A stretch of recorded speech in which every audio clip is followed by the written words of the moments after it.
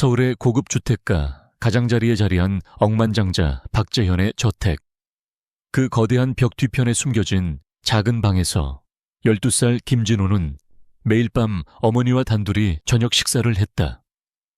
박재현 회장의 저택 주방에서 들려오는 스테이크와 트러플 오일의 향기는 진우와 그의 어머니 은주가 먹는 김치찌개의 칼칼한 냄새와 묘한 대비를 이루었다. 은주는 박 회장 댁의 베테랑 가정부였고 진우는 그녀의 아들이었다. 그들의 작은 방은 저택의 화려함과는 동떨어진 소박하지만 정갈한 공간이었다. 진우는 낡은 책상에 앉아 창밖을 응시했다. 창문 너머로는 끝없이 펼쳐진 푸른 잔디밭과 잘 가꾸어진 정원이 보였다. 그 정원은 그에게는 결코 닿을 수 없는 다른 세상 같았다. 그는 손가락으로 허공을 더듬으며 마치 바이올린 활을 켜는 듯한 동작을 반복했다. 그의 눈은 반쯤 감겨 있었고 얼굴에는 알 수 없는 황홀경이 드리워져 있었다. 그에게는 실제 악기가 없었지만 그의 마음속에는 늘 아름다운 선율이 가득했다. 어릴 적 우연히 TV에서 본 바이올린 연주자의 모습이 그의 가슴속에 깊이 박혔고 그때부터 그는 바이올린을 꿈꿨다. 그의 방 한쪽 구석에는 낡은 종이와 연필로 채워진 작은 수첩이 놓여 있었다. 그 안에는 그가 직접 그린 악보와 알 수 없는 기호들이 가득했다. 정식으로 음악을 배운 적 없는 그였지만 그는 머릿속으로 들리는 소리들을 자신만의 방식으로 기록해왔다. 은주는 아들이 그 수첩에 푹 빠져 있는 것을 보며 남몰래 한숨을 쉬곤 했다. 음악은 돈과 재능, 그리고 엄청난 노력이 필요한 분야라는 것을 누구보다 잘 알았기 때문이다. 그녀는 아들의 재능을 알아보았지만 자신의 처지에 아들의 꿈을 뒷바라지해 줄 수 없다는 현실에 늘 가슴 아파했다. 어느 비오는 저녁, 진우는 방에서 숙제를 하던 중 희미한 울음소리를 들었다. 야옹 야옹 소리는 저택 뒤편 정원에서 들려왔다. 진우는 귀를 기울였다. 분명 아기 고양이의 울음소리였다. 창밖을 보니 빗줄기는 점점 굵어지고 있었고 천둥소리가 멀리서부터 으르렁거렸다. 엄마, 밖에 아기 고양이 소리가 들려요. 진우가 은주에게 말했다. 은주는 걱정스러운 표정으로 창밖을 내다보았다. 비가 이렇게 오는데, 하지만 진우야, 어르신들께 들키면 안 돼. 괜한 오해를 살 수도 있단다. 박 회장은 사소한 것에 불평이 많은 사람이었다. 저택 안에서 작은 소동이라도 벌어지면 은주가 꾸지람을 들을 터였다. 그러나 진우는 아기 고양이의 울음소리를 외면할 수 없었다. 그는 어머니가 잠시 부엌으로 간 사이 몰래 방을 나섰다. 빗속을 뚫고 정원으로 나간 진우는 나무 위 나뭇가지에 걸려 오도 가도 못하고 떨고 있는 아기 고양이를 발견했다. 녀석은 비에 흠뻑 젖어 작은 몸이 덜덜 떨리고 있었다. 괜찮아. 진우는 조심스럽게 나무 위로 기어 올라갔다. 미끄러운 나뭇가지 때문에 몇 번이나 미끄러질 뻔했지만 그는 포기하지 않았다. 간신히 아기 고양이에게 닿은 진우는 녀석을 품에 안았다. 아기 고양이는 진우의 품에서 고롱거렸다. 진우는 차가운 빗물에 온몸이 젖고 옷은 흙투성이가 되었지만 아기 고양이를 살렸다는 안도감에 따뜻한 미소가 번졌다. 그는 아기 고양이를 조심스럽게 안고 방으로 돌아왔다. 은주는 진우의 꼴을 보고 깜짝 놀랐다. 아니, 진우야, 이게 무슨 꼴이니? 엄마가 나가지 말라고 했잖아. 그녀는 잔소리를 하면서도 아기 고양이를 품에 안은 아들의 모습을 보며 차마 화를 낼 수 없었다. 그녀는 진우에게 따뜻한 물수건을 가져다주며 아기 고양이의 젖은 털을 닦아주었다. 진우는 고양이에게 작은 우유 접시를 내밀었고 고양이는 허겁지겁 우유를 마셨다. 엄마, 이 고양이 이제 저랑 같이 살아요. 진우가 기대를 가득 담은 눈으로 물었다. 은주는 한숨을 쉬면서도 고개를 끄덕였다. 그래, 당분간만이다. 어르신들께 들키면 안 되니 조심해야 해. 그녀는 아들의 따뜻한 마음에 감동했지만 동시에 걱정이 앞섰다. 아들의 순수함이 이 차갑고 계산적인 세상에서 상처받을까봐 두려웠다. 그날 밤 진우는 아기 고양이를 품에 안고 잠이 들었다. 고양이의 작은 심장 박동이 그의 가슴에 따뜻하게 전해졌다. 그의 작은 방은 비록 낡고 초라했지만 그 안에는 따뜻한 온기가 가득했다. 그는 자신이 아기 고양이를 구한 것처럼 언젠가 자신도 자신의 꿈을 향해 나아갈 수 있을 것이라고 막연히 믿었다. 하지만 그는 알지 못했다. 그의 작은 행동과 순수한 마음이, 그리고 그가 숨기고 있던 천재적인 재능이 곧 그의 삶을 송두리째 뒤흔들 거대한 폭풍을 불러올 것이라는 것을, 그리고 그 폭풍의 중심에는 그의 꿈을 짓밟으려 하는 억만장자 박재현이 서 있다는 것을 말이다. 어느 날 오후, 진우는 어머니 은주가 박재현 회장의 부름을 받고 나간 틈을 타 몰래 음악실로 향했다. 저택의 서재 옆에 위치한 음악실은 진우에게는 마법의 공간이었다. 육중한 오크나무 문을 조심스럽게 열자 은은한 나무 향과 함께 수많은 악기들이 눈에 들어왔다. 윤기나는 그랜드 피아노, 크고 작은 첼로들, 그리고 벽에 가지런히 걸려있는 다양한 크기의 바이올린들이 마치 살아있는 듯 진우를 맞이하는 것 같았다. 진우는 조심스럽게 방 안으로 들어섰다. 그는 악기들을 감히 손댈 엄두도 내지 못했다. 그저 바이올린들이 걸려있는 벽 앞에 서서 가만히 그것들을 바라보았다. 그의 눈빛은 간절함으로 빛났다. 그는 가장 작은 바이올린 앞에 서서 손가락을 뻗었지만 이내 망설이며 거두었다. 이 악기들은 그에게는 너무나 귀하고 값비싼 물건들이었다. 함부로 만졌다가는 큰일 날 것이 분명했다. 그는 늘 그랬듯이 악기를 만지는 대신 눈을 감고 머릿속으로 자신만의 연주를 시작했다.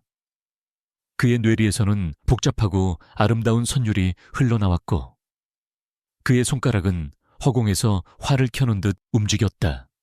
그때였다. 콜록, 갑작스러운 기침소리에 진우는 화들짝 놀라 눈을 떴다. 그의 뒤에는 박재현 회장이 서 있었다. 박 회장은 언제부터 그곳에 서 있었는지 진우는 알 수 없었다. 그의 얼굴은 차갑게 굳어 있었고 눈빛에는 경멸과 함께 의심의 기운이 서려 있었다. 내 이놈 감히 이 건방진 꼬마 녀석이 어디를 넘봐 이 더러운 손으로 감히 내 물건들을 만지려 했던 것이냐. 박재현 회장의 목소리는 서늘했다. 그는 진우가 자신의 악기를 훔치려 했다고 오해한 것이 분명했다. 그의 눈에는 계급이 낮은 자가 자신의 영역을 침범했다는 분노가 가득했다. 박 회장은 진우의 어깨를 거칠게 잡아끌며 음악실 밖으로 내던지듯 밀어냈다.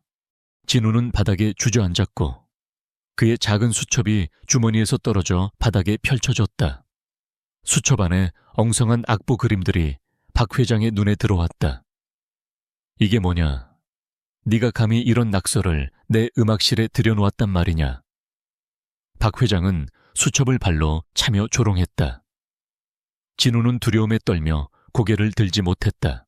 바로 그때 박 회장의 부름을 받고 온 은주가 그 광경을 목격했다. 그녀의 얼굴은 새하얗게 질렸다. 회장님, 죄송합니다. 죄송합니다. 저희 진우는 그럴 리가 없습니다. 없습니다. 그저 음악을 좋아해서. 은주는 무릎을 꿇고 애원했다. 그녀의 눈에서는 눈물이 쏟아져 내렸다.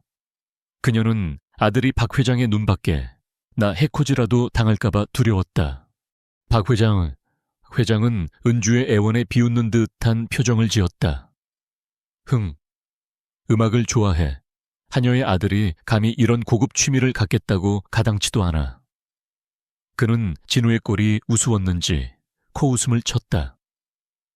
박 회장은 원래부터 예술에 조예가 깊은 척했지만 실상은 명품 악기를 수집하고 고위 인사들에게 과시하는 데에만 관심이 있었다. 진정한 음악적 재능이나 열정과는 거리가 멀었다. 아무래도 내 아들이 제대로 된 교훈을 얻어야겠군. 박 회장의 입가에 비열한 미소가 걸렸다. 은주 씨, 곧 우리 저택에서 중요한 만찬이 열릴 예정이야. 재계의 거물들과 저명한 예술가들이 많이 참석하지. 그때 내 아들이 직접 바이올린 연주를 선보이게 해라. 은주는 귀를 의심했다. 내 연주를요? 그녀는 진우가 정식으로 바이올린을 배운 적이 없다는 것을 알기에 더욱 당황했다. 그래, 이 녀석이 감히 내 악기들을 탐냈으니 그에 상응하는 대가를 치러야지. 박 회장의 목소리에는 비아냥거림이 가득했다. 온 손님들 앞에서 형편없는 연주로 망신을 당한다면 다시는 이런 쓸데없는 꿈은 꾸지 않을 게야. 감히 자신의 분수를 모르고 설치는 자들에게는 혹독한 교훈을 줘야지. 그는 진우를 조롱하고 은주를 모욕하기 위해 이 잔인한 계획을 꾸몄다. 이 치욕적인 연주를 통해 진우의 꿈을 짓밟고 다시는 자신들의 영역을 침범하지 못하게 하려는 의도였다. 그는 진우가 연주에 실패하여 망신을 당하고 그 결과 좌절하여 더 이상 음악에 대한 꿈을 꾸지 못하게 될 것이라고 확신했다. 은주는 절망에 빠졌다. 회장님, 제발 진우는 한 번도 바이올린을 배워본 적이 없습니다. 아이가 사람들 앞에서 얼마나 수치를 당하겠습니까? 그녀는 울먹이며 애원했지만 박 회장은 싸늘하게 등을 돌렸다. 선택은 내 몫이야. 은주 씨, 내 아들이 연주를 하지 않겠다면 당장 여기서 짐을 싸서 나가도록 해. 2번 다시는 내 저택에 발도 들이지 못할 테니. 은주는 진퇴양난에 빠졌다. 아들의 꿈이 짓밟히는 것을 보고 싶지 않았지만 당장 살 곳과 일자리를 잃는다면 아들과 함께 길거리로 나앉을 수밖에 없었다. 그녀는 아들의 얼굴을 바라보았다. 진우는 고개를 숙이고 있었지만 그의 2 손은 주먹을 꽉 쥐고 있었다. 엄마, 제가 할게요. 진우의 목소리는 작았지만 단호했다. 제가 할게요. 엄마가 일자리를 잃는 건 싫어해와요. 제가 연습해서 꼭 해낼게요. 은주는 아들의 말에 더욱 가슴이 미어지는 것 같았다. 그녀는 아들을 꼭 끌어안았다. 이 작은 어깨에 너무나 큰 짐을 지우는 것 같아 미안하고 또 미안했다. 박 회장은 진우의 대답에 득이양양한 미소를 지었다. 좋아. 그럼 기대하겠다. 꼬마 녀석, 내 바이올린 연주가 얼마나 볼품없을지 말이야. 기대해도 좋겠지. 그는 비웃음 섞인 말을 남기고 유유히 사라졌다. 진우는 이제 물러설 곳이 없었다. 그는 자신의 꿈을 지키기 위해 그리고 어머니를 위해 이 말도 안 되는 도전에 맞서야만 했다. 그에게는 바이올린도, 선생님도, 시간도 턱없이 부족했다. 하지만 그의 마음속에는 불굴의 의지와 함께 언젠가 자신이 머릿속으로만 연주했던 그 아름다운 선율을 세상에 들려주고 싶다는 간절한 열망이 타올랐다.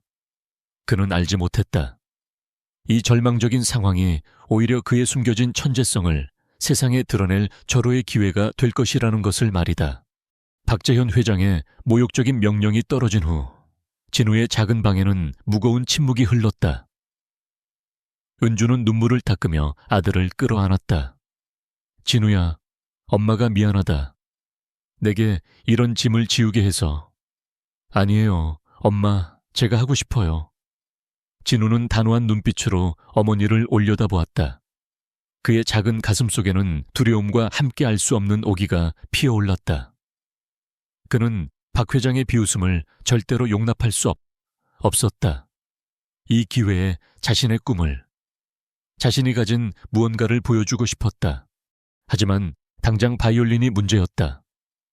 은주는 밤늦게까지 수소문한 끝에 예전에 가정부 일을 하면서 친분을 쌓았던 이웃 할머니의 아들에게서 낡은 바이올린 한 대를 빌릴 수 있었다.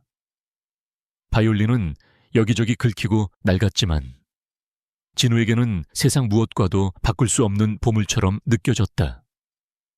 그는 바이올린을 조심스럽게 품에 안고 활을 켜보았다.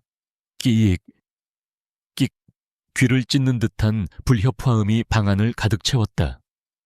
한 번도 제대로 된 레슨을 받아본 적 없는 진우에게 바이올린은 너무나 낯설고 어려운 악기였다.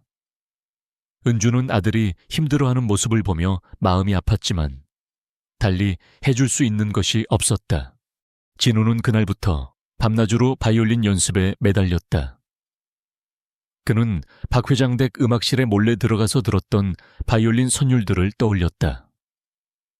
유튜브에서 우연히 보았던 바이올린 연주 영상들을 수십 번, 수백 번 돌려보며 활 잡는 법, 손가락 짚는 법을 어설프게나마 따라했다. 처음에는 끔찍한 소리만 났지만 진우는 포기하지 않았다. 그의 귀는 놀랍도록 예민했고 한 번 들은 소리는 거의 완벽하게 기억해냈다. 그는 마치 스펀지처럼 모든 소리를 흡수했다. 어느 날 오후 진우가 저택 뒤편의 낡은 창고에서 몰래 연습하고 있을 때였다. 삐걱, 낡은 문이 열리는 소리가 들렸다. 진우는 깜짝 놀라 바이올린을 등 뒤로 숨겼다. 창고 문에는 저택의 오랜 정원사 김씨 할아버지가 서 있었다. 김 할아버지는 언제나 온화한 미소를 띠고 계셨지만 진우는 들킬까봐 가슴이 철렁했다. 진우야, 여기서 뭐하니? 김 할아버지가 다정한 목소리로 물었다. 진우는 망설이다가 바이올린을 내보였다.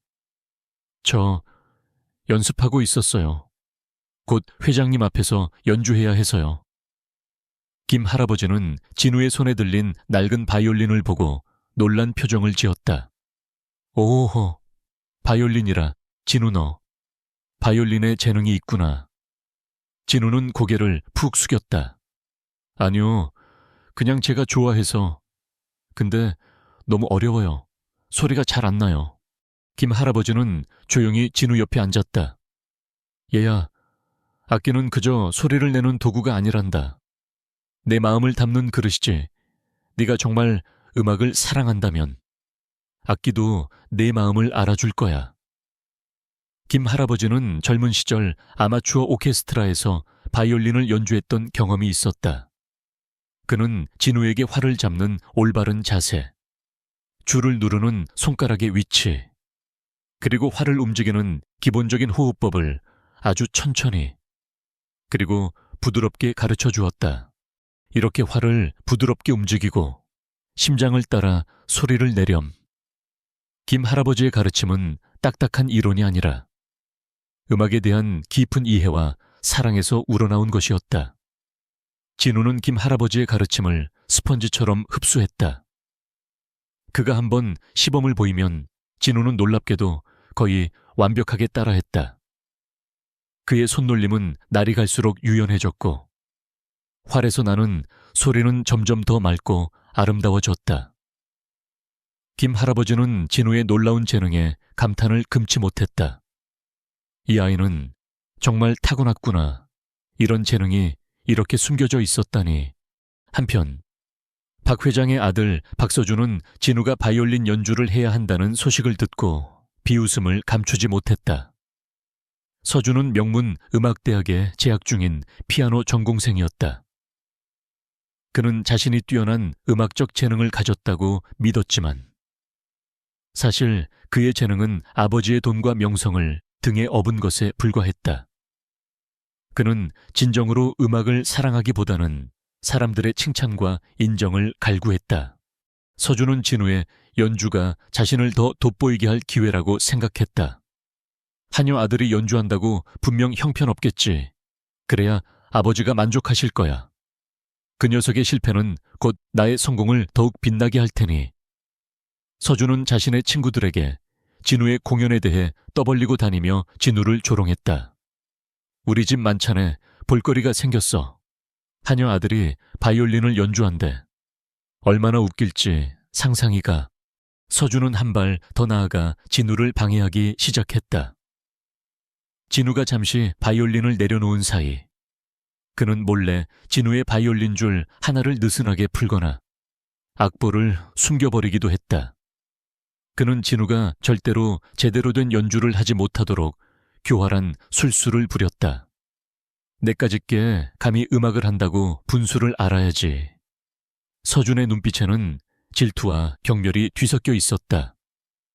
그는 진우의 순수한 재능을 본능적으로 시기하고 있었다. 김 할아버지는 서준의 행동을 눈치챘지만 섣불리 나서지 않았다. 그는 진우가 스스로 역경을 헤쳐나가야 더 단단해질 것이라고 믿었다. 그는 진우에게 조언했다.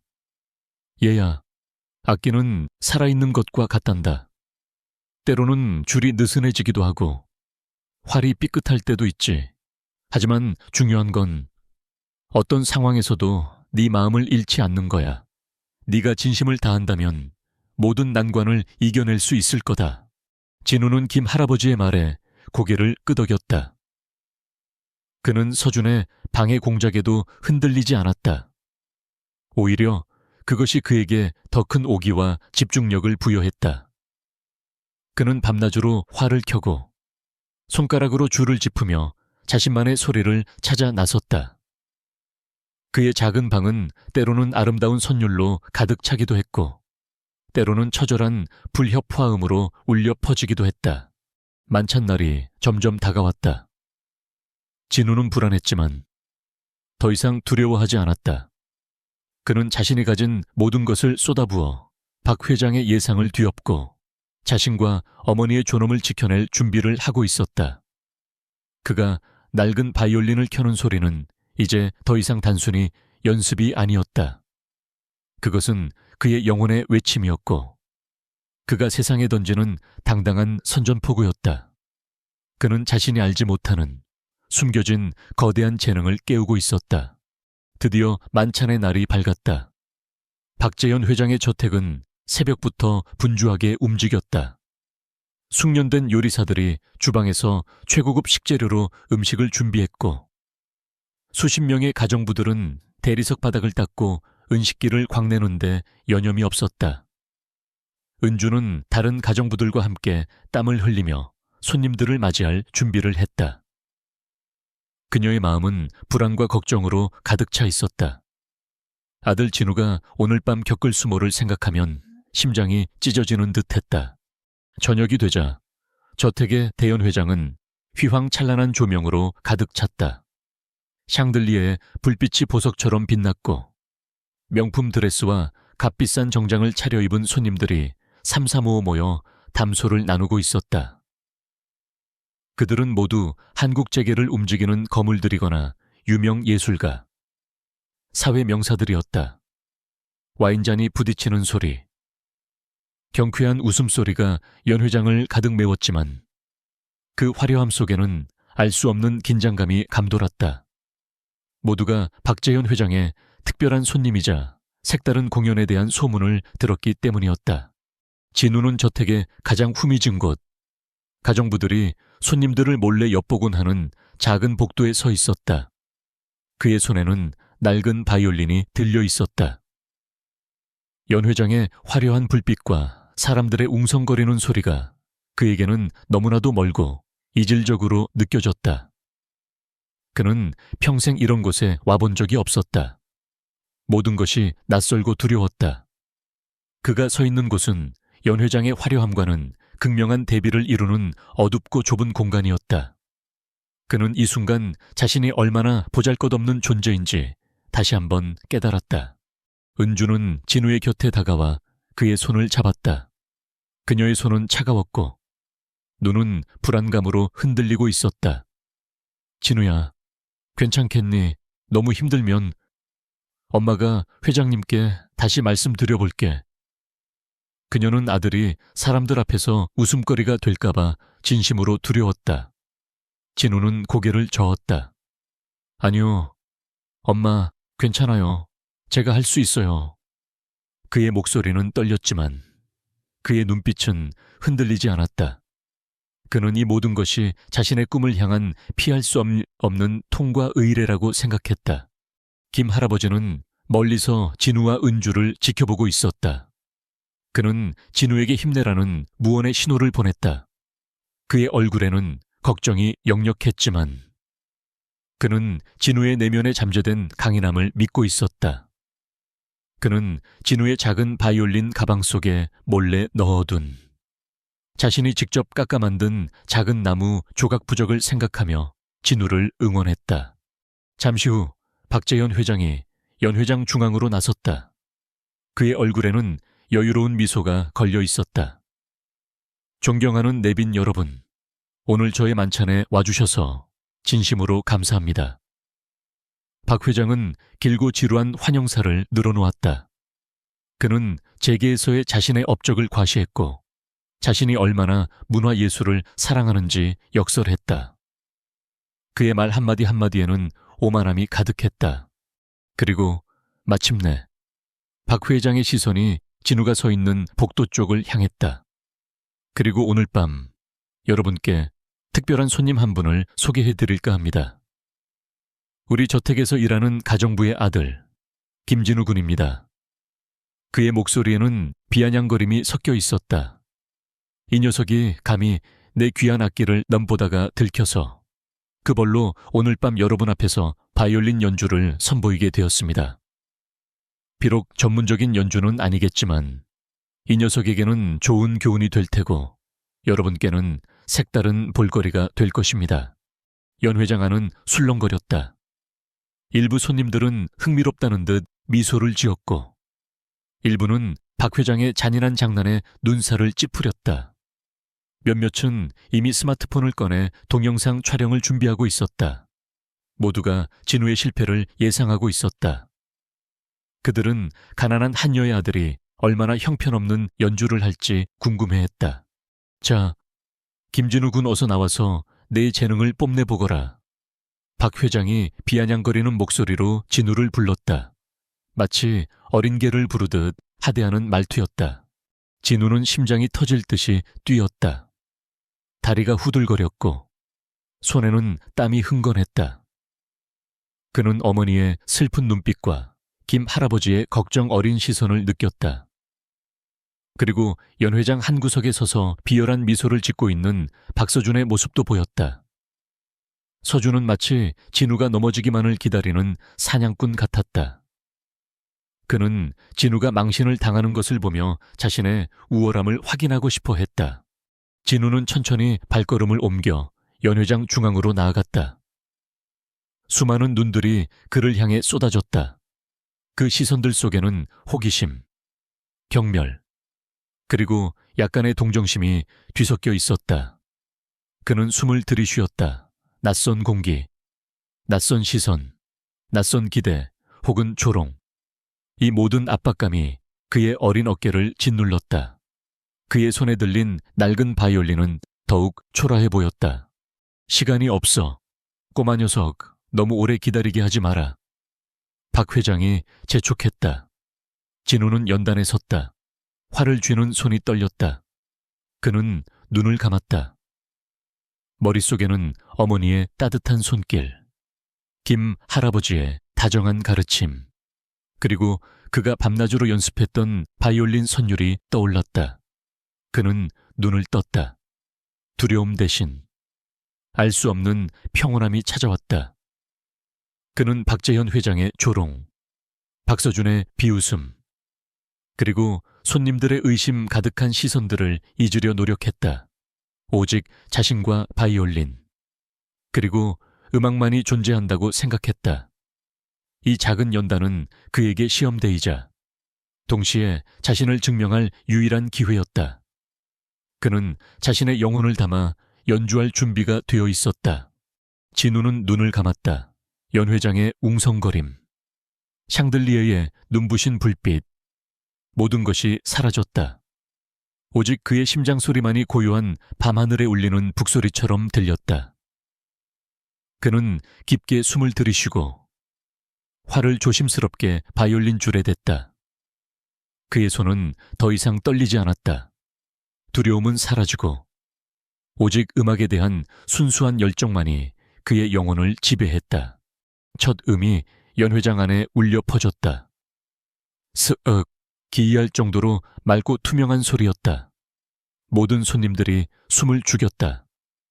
그들은 진우가 형편없는 불협화음을 낼 것이라고 예상했지만 처음 들려온 소리는 그들의 예상을 완전히 뒤엎었다. 진우는 자신이 밤낮으로 연습했던 그리고 김 할아버지에게 배운 모든 기술과 감각을 쏟아부어 활을 움직였다.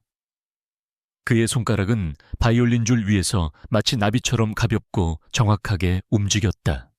진우는 자신이 어린 시절 박 회장의 음악실에서 몰래 엿들었던 세계적인 거장의 바이올린 협주곡 중 일부를 연주하기 시작했다.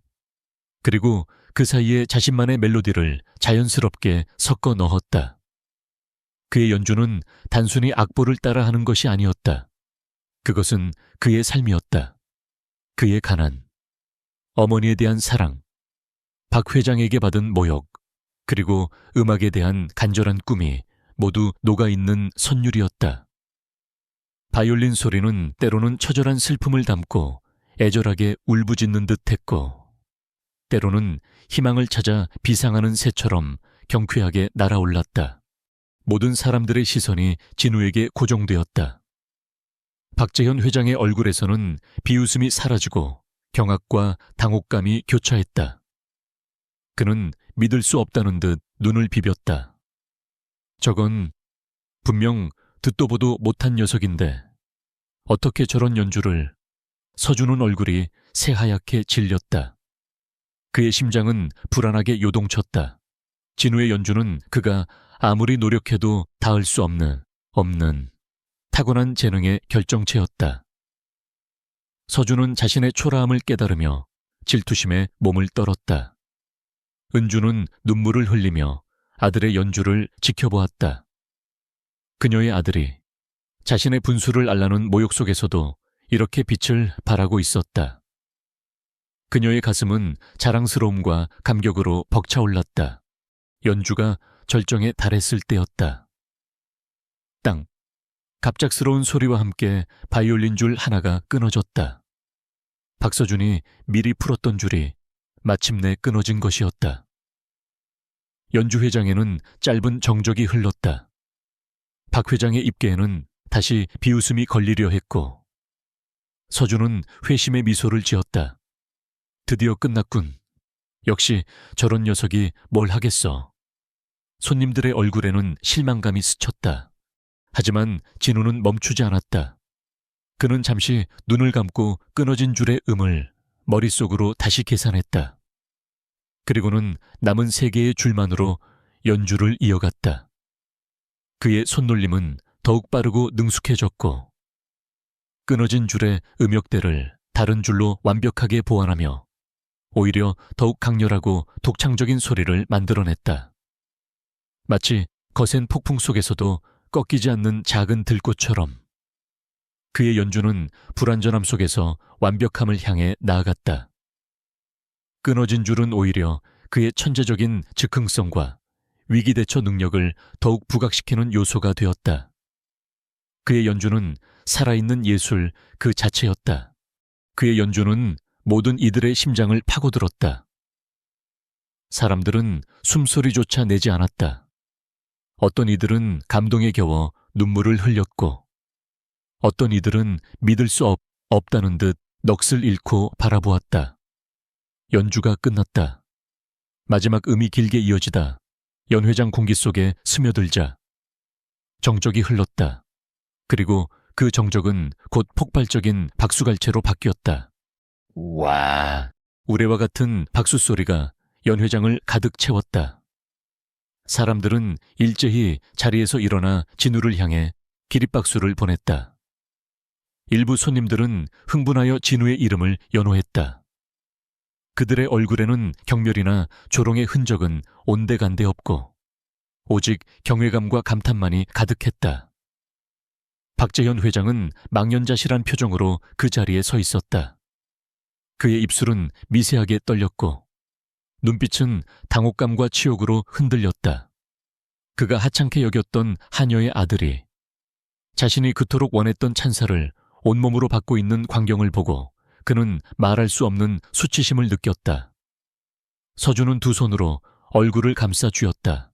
자신의 모든 노력이, 그릇된 욕망이 한순간에 무너져 내리는 절망감에 그는 몸을 떨었다. 그때 연회장 한쪽에 앉아있던 노신사 한 분이 천천히 자리에서 일어나 진우에게 다가왔다. 그는 세계적인 바이올린 평론가이자 유명 음대 교수인 이정훈 교수였다. 그는 진우의 손을 잡고 따뜻한 미소를 지었다. 꼬마야, 내 연주는 기적과 같았다. 타고난 재능이란 바로 이런 것을 두고 하는 말이겠지. 내 연주는 내 오랜 음악 인생에 가장 큰 감동을 주었다.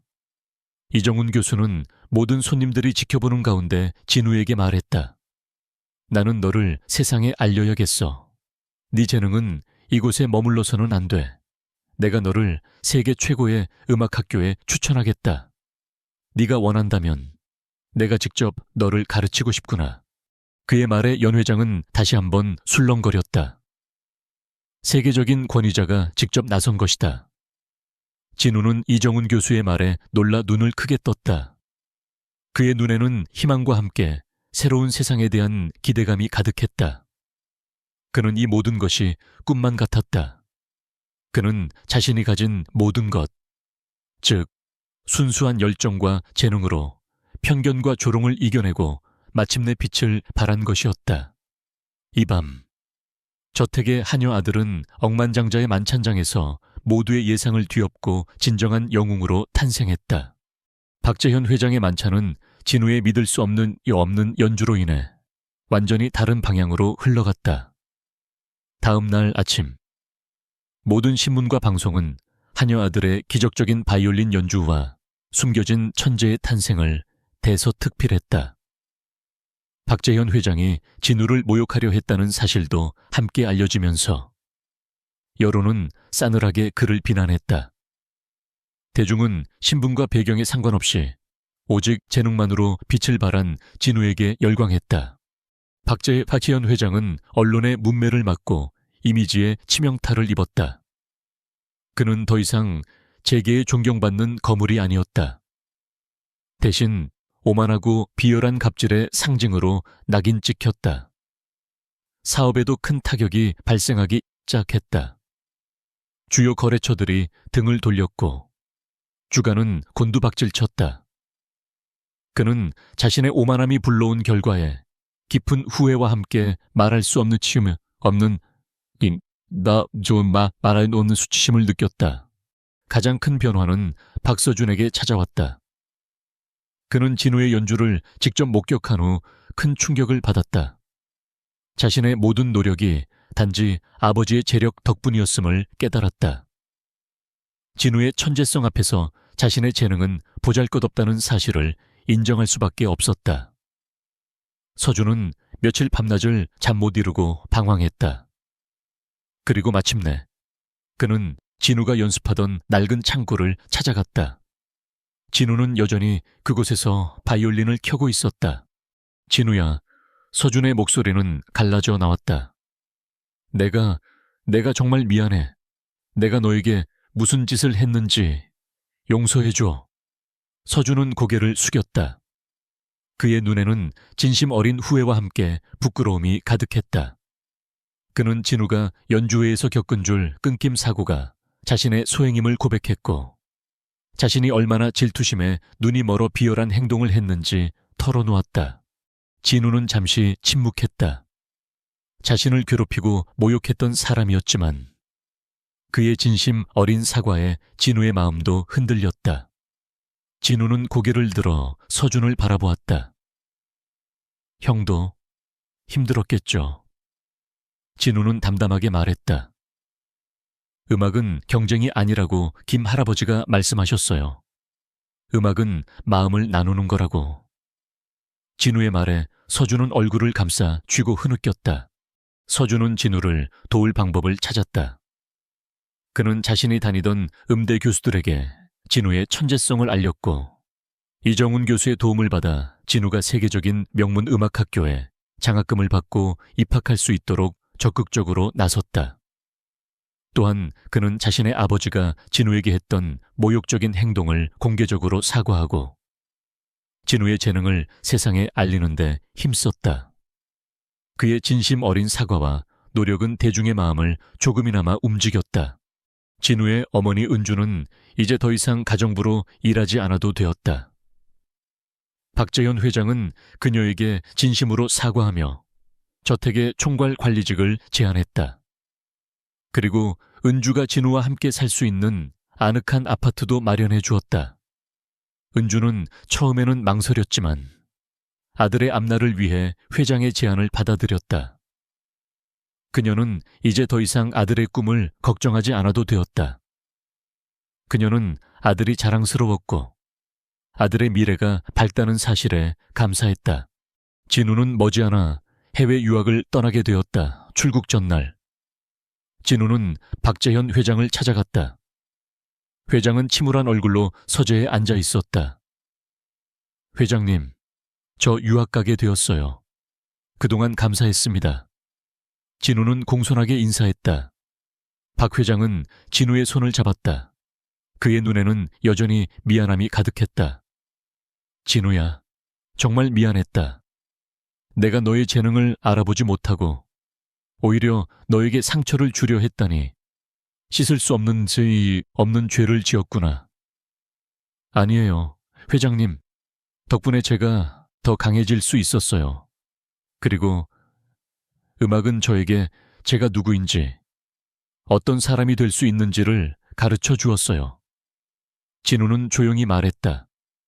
모든 사람에게는 자기만의 빛이 있다는 것을 알았어요. 그걸 발견하고 키우는 게 중요하죠. 박 회장은 진우의 말에 깊이 감동했다. 그는 진우에게 미래를 위한 지원을 아끼지 않겠다고 약속했다. 내가 너를 돕는 것은 당연한 일이야. 그리고 앞으로는 너처럼 빛나는 재능을 가진 아이들이 세상에 나올 수 있도록 돕는데 내 남은 인생을 바치겠다. 그는 진우의 손을 잡고 눈물을 흘렸다. 진우는 박 회장이 단순히 돈만 아는 사람이 아니라 이제는 자신의 잘못을 뉘우치고 진정한 가치를 찾아가는 사람이라는 것을 깨달았다. 진우는 유학을 떠나기 전 김 할아버지를 찾아갔다. 할아버지, 제가 갈 수 있었던 건 다 할아버지 덕분이에요. 정말 감사드립니다. 김 할아버지는 진우의 손을 따뜻하게 잡았다. 아니다. 진우야, 내 안에 이미 빛이 있었던 거야. 나는 그저 네가 그 빛을 발견할 수 있도록 작은 길을 열어주었을 뿐이다. 가서 내 빛을 마음껏 펼치거라. 세상은 너의 음악을 기다리고 있을 테니. 진우는 보리를 품에 안고 한참을 쓰다듬었다. 보리는 진우의 품에서 고롱거렸다. 이제 보리는 은주와 함께 아파트에서 지내게 될 터였다. 진우는 자신이 구했던 작은 생명처럼 이제 자신도 세상으로 나아가 더 큰 꿈을 향해 날아오를 준비가 되어 있었다. 그의 삶은 더 이상 억만장자 저택의 그림자 속에 갇혀 있지 않았다. 그는 자신만의 빛으로 세상을 밝힐 준비를 하고 있었다. 그로부터 10년 후 김진우는 세계 음악계가 주목하는 젊은 거장 바이올리니스트이자 작곡가가 되어 있었다. 그의 이름 앞에는 더 이상 하녀의 아들이라는 수식어가 아닌 음악계의 혁신가, 영혼을 울리는 선율의 마법사라는 찬사가 붙었다. 그는 전 세계 주요 공연장의 무대에 서서 매진 사례를 기록했고 그가 작곡한 곡들은 수많은 오케스트라의 레퍼토리가 되었다. 그러나 진우는 성공에 안주하지 않았다. 그는 자신의 재능이 오직 자신만의 것이 아님을 잘 알고 있었다. 그는 자신이 김 할아버지에게서 배운 음악은 마음을 나누는 것이라는 가르침을 늘 가슴에 품고 살았다. 그는 음악을 통해 소외된 이들에게 희망을 전하고 싶었다. 어느덧 32살이 된 진우는 오랜만에 고국을 방문했다. 그의 방문 목적은 새로운 자선 음악 학교인 희망의 선율, 개관을 위한 것이었다. 이 학교는 그가 박재현 회장과 함께 설립한 재단의 지원을 받아 음악적 재능은 있지만 형편이 어려운 아이들에게 무상으로 음악 교육을 제공하는 곳이었다. 옛 박재현 회장의 저택이 있던 자리에 세워진 이 학교는 진우가 어린 시절 몰래 들어가 바이올린을 꿈꾸던 음악실처럼 이제 수많은 아이들의 꿈이 자라나는 공간이 되었다. 개관식 날, 진우는 학교의 작은 강당 무대에 섰다. 강당은 밝은 햇살로 가득했고 바이올린을 든 아이들의 해맑은 얼굴이 그를 향해 반짝였다. 그때 진우의 시선이 한 곳에 멈췄다. 맨 앞줄에는 백발이 성성한 박재현 회장이 앉아 있었다. 그는 더 이상 오만했던 옛 모습은 온데간데 없고 온화하고 인자한 미소를 띠고 있었다. 그의 옆에는 진우의 어머니 은주가 앉아 있었는데 그녀의 얼굴에는 깊은 주름이 새겨졌지만 눈빛은 여전히 따뜻하고 사랑스러웠다. 그리고 은주의 무릎에는 진우가 어린 시절 구했던 보리가 편안하게 잠들어 있었다. 보리는 이제 할머니 고양이가 되어 있었지만 진우를 알아보는 듯 가끔씩 눈을 깜빡였다. 강당 뒤편에는 김 할아버지가 앉아 있었다. 그의 손에는 진우가 유학 가기 전 선물했던 자신이 직접 만든 작은 나무 조각 부적이 들려 있었다. 김 할아버지는 흐뭇한 미소를 지으며 무대에 선 진우를 자랑스럽게 바라보았다. 그의 옆에는 박서준이 앉아 있었다. 서준은 이제 음악계에서 진우의 가장 든든한 조력자이자 친구가 되어 있었다. 그는 진우의 음악 학교 운영을 돕고 젊은 음악가들을 발굴하는 일에 열정을 쏟고 있었다. 그의 얼굴에는 과거의 비열함 대신 겸손과 진정성이 깃들어 있었다. 사랑하는 우리 아이들, 그리고 이 자리에 함께해 주신 모든 분들께 진심으로 감사드립니다. 진우의 목소리는 강당 안에 울려 퍼졌다. 저는 어린 시절 이곳에서 바이올린을 꿈꾸던 작은 아이였습니다. 제게는 악기도 선생님도 없었지만 음악에 대한 간절한 마음만은 있었습니다. 그리고 그 마음을 알아봐준 어머니와 김 할아버지, 그리고 저에게 두 번째 기회를 주신 박 회장님 덕분에 저는 오늘 이 자리에 설 수 있었습니다. 그는 잠시 말을 멈추고 아이들을 바라보았다. 이 희망의 선율 학교는 단순히 음악을 가르치는 곳이 아닙니다. 이곳은 여러분의 꿈이 자라나는 곳입니다. 악기를 통해 여러분의 마음을 표현하고 음악을 통해 세상과 소통하며 여러분만의 아름다운 이야기를 만들어 가시길 바랍니다. 재능은 우연히 찾아올 수 있지만 그 재능을 꽃피우는 것은 오직 여러분의 열정과 노력, 그리고 사랑하는 사람들의 믿음이라는 것을 기억하세요. 연설이 끝나자 아이들이 일제히 박수갈채를 보냈다.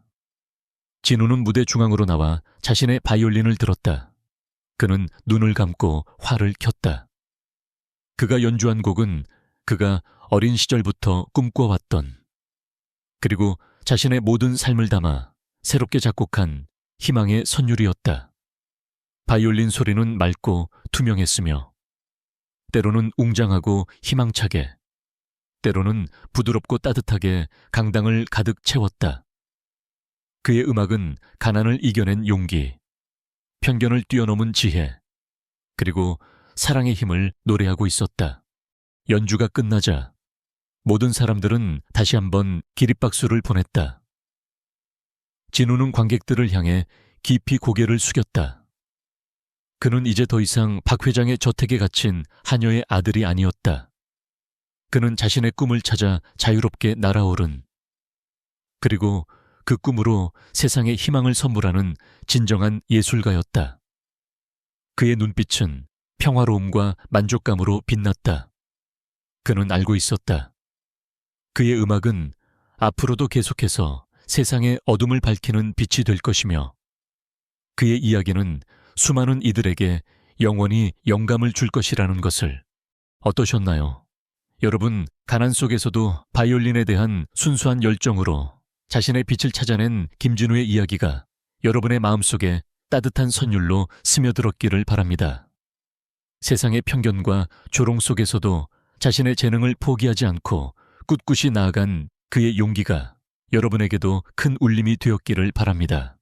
이 이야기가 좋으셨다면 좋아요를 눌러주시고 구독을 잊지 마세요. 그리고 댓글로 여러분의 생각과 감동을 나눠주세요. 여러분의 이야기도 저희에게 큰 힘이 됩니다. 다음에 또 어떤 감동적인 이야기로 여러분을 찾아올지 기대해 주세요. 그럼 다음 이야기에서 또 만나요. 안녕.